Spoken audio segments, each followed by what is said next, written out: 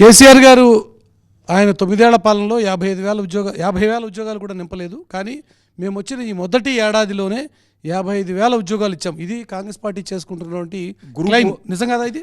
Group 1 notification ఇచ్చావు, ఏమైంది అది? ఇవన్నీ కూడా నేను గతంలో ఉన్నటువంటి ప్రభుత్వాలు ఇచ్చినటువంటి నోటిఫికేషన్వి ఎక్కువనే తప్ప 80% ఈయన కొత్తగా వచ్చిన నోటిఫికేషన్. నేను ఒకటి అడగడం లేదు. నువ్వు పేపర్ అడ్వర్టైజ్మెంట్ ఇచ్చావు, మేనిఫెస్టోలో చెప్పావు, డేట్స్ అన్నీ కూడా డేట్లతో సహా. ఏ రోజు ఫస్ట్ ఫేజ్లో ఏ గ్రూప్ ఉద్యోగాలు భర్తీ చేస్తామని చెప్పావు. ఫస్ట్ ఫేజ్ ఏం చేశావు, సెకండ్ ఫేజ్ ఏం చేసావు?